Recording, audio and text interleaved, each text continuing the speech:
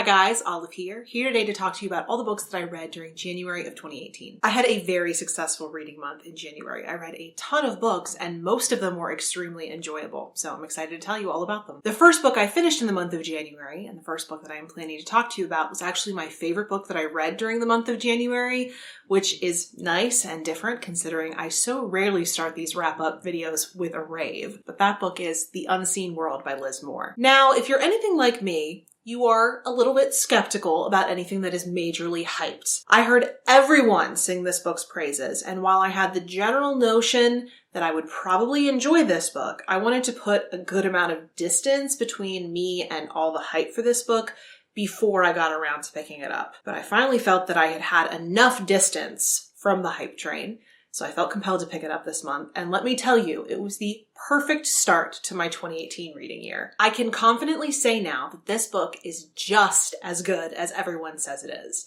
This is the story of Ada, who, up to the point of us meeting her in her preteen years, has been raised in a rather unorthodox way by her brilliant computer scientist father. But when her father's mind begins to fade away, his colleagues, who have always been sort of a surrogate family to Ada, are forced to step in. It is after this drastic change in Ada's life that an unfortunate fact comes to light, that her father David may not be who he said he was. But even at this point, Ada is still intensely loyal to her father and wants to figure out the truth about him. And so she begins a headstrong quest to find this out that extends into her adult years. So this book is part coming-of-age tale and part mystery, but to say that it is a thrilling book, in my opinion, is to mischaracterize it. The central mystery, the question of who is David really, certainly drives this book, but that mystery is more gentle, sad, and puzzle-like than it is gripping or psychological. At times, the mystery seems like a logical programming one, and at other times, it feels cozy and satisfying, like doing a jigsaw puzzle in front of the fire. It's sad and comforting all at the same time. Ada's character absolutely leaps off the page. Her narration, which is so straight-edged, clean, and neat, creates this portrait of this logical girl who's trying to do everything right, who's trying to stay loyal to her father, even when everything she's ever known has come crashing down around her. So I am very happy to say that this lived up to all of the hype. This book is thoughtful, challenging, and remarkably told. The next book that I'd like to talk to you about that I read in January is The Art of War by Sun Tzu. This is a pick off of my new Young Professional TBR list that I just made a video about. I think at least a few people got a kick out of my inclusion of this book on that list, but I stand by what I said in that video, and that life is, to me, very much a battlefield. And I think a lot of the lessons from this book can be easily translated to the business world or any sphere that involves conflict, which basically means any sphere, period. Lessons like take the time to evaluate a situation before taking action on something.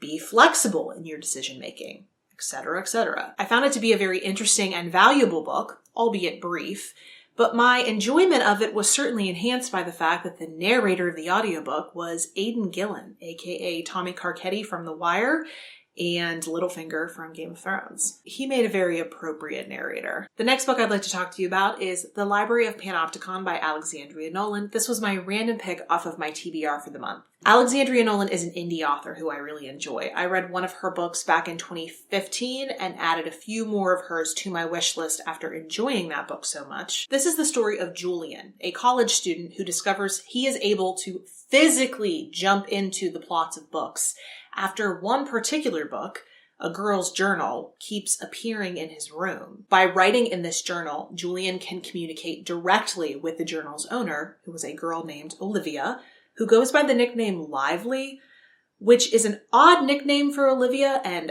I should know. In a very short period of time, a whole tangled web is revealed, including a whole secret society of people like Julian who are physically able to jump into books.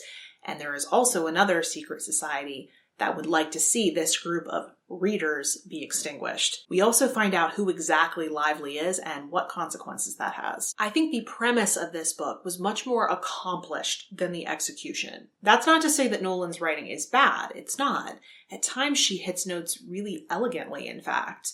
But I don't think she took enough care in developing the lore behind this story. The characters were very good, but this is a huge idea that she tried to cram into a 200-something page novel, which led to some really big issues with pacing. So overall, I thought it was really imaginative and not a bad read, but not something that really blew me away. The next book I finished was Winterworld: The Ingenuity of Animal Survival by Bernd Heinrich. This is a nonfiction book that focuses on different animal adaptations that allow them to survive extremely harsh winters. For the most part, I was fascinated by this book. The author correctly notes at the beginning of the book that it is hard for us as humans to wrap our heads around some of these adaptations and how they're even possible, since we keep ourselves at tropical level temperatures indoors throughout the winter. So it really seems like it shouldn't be possible for animals to survive in these conditions all winter long.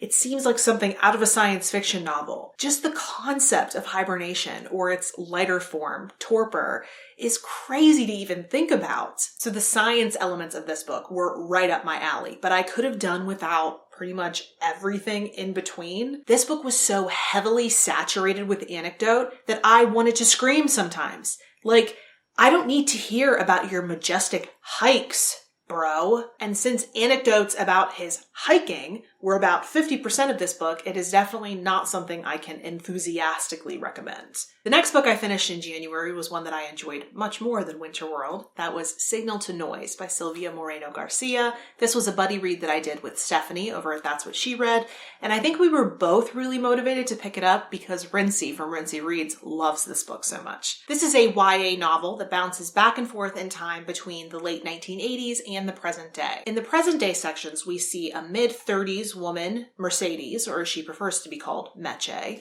returning to her hometown of Mexico City after her father has passed away. We then start getting flashbacks to her teenage years spent in Mexico City when she was very close friends with two different people, a guy and a girl, who she is no longer speaking to. We find out that as a teenager, Meche discovered how to practice magic using music, which was in her teenage years and continues to be as an adult her greatest love in life. As you can imagine what happened with a group of teenagers, their use of this magic gets out of hand, and things happen to damage the friendships that Meche has with these two friends, things that she must come to terms with as an adult who has just come home again. I really enjoyed this book. I know I clicked with it more than Stephanie did because there is a little bit of a romance in the book, which I particularly enjoy, but she really doesn't. But I thought at times it was sweet, at times it was loaded with teen angst, and overall it was just a ton of fun to read. I also spontaneously decided to pick up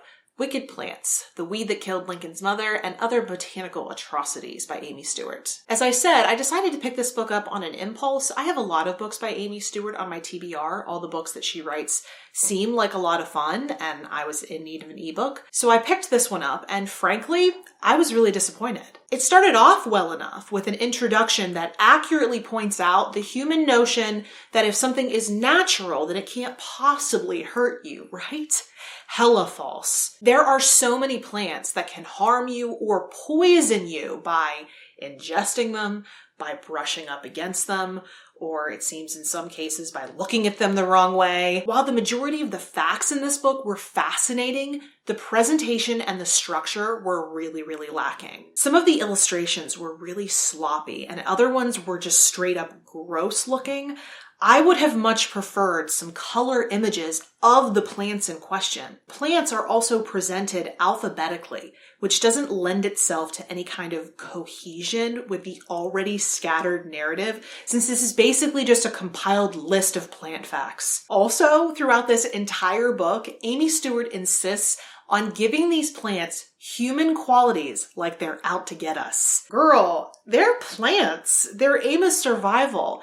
If they evolved to kill things off that eat them, then that's just simply how they evolved. These plants aren't sleeping with knives under their pillows, looking to exact revenge for the time you killed their father when you mowed the grass last weekend. Calm down. I am now, unfortunately, a little skeptical of the rest of her books. I do own Wicked Bugs, so I will give that a try and hope to God that it is dissimilar to this one. The next book I'd like to talk to you about is Bright Smoke, Cold Fire by Rosamund Hodge. This is a YA book that can most easily be summed up as a retelling of Romeo and Juliet, but with zombies. But what you need to know about the retellings that Rosamund Hodge does is that they're not really retellings. They're reimaginings. So she takes the frame of the story and then goes wild with it. It's like that extreme home makeover show. They don't tear the house down, but by the end of it, it basically looks like they did. This was certainly the most ambitious book of hers that I've ever read. I have read her other two works, and this one had a lot more world building, which does make sense considering there is a sequel due to be out this year. Because of that, this is definitely not the book I would recommend you start with. If you're interested in reading one of her books, I would definitely recommend you read Cruel Beauty first. I think that's a really good indication of whether or not you will like one of her books. But I swear half the fun of reading her books is seeing how many people on Goodreads really hate her. Some of the reviews I saw were downright vitriolic, and I don't understand it. I find her works really enjoyable, but she seems to be one of those authors that you either love or hate. Are her books formulaic? Absolutely.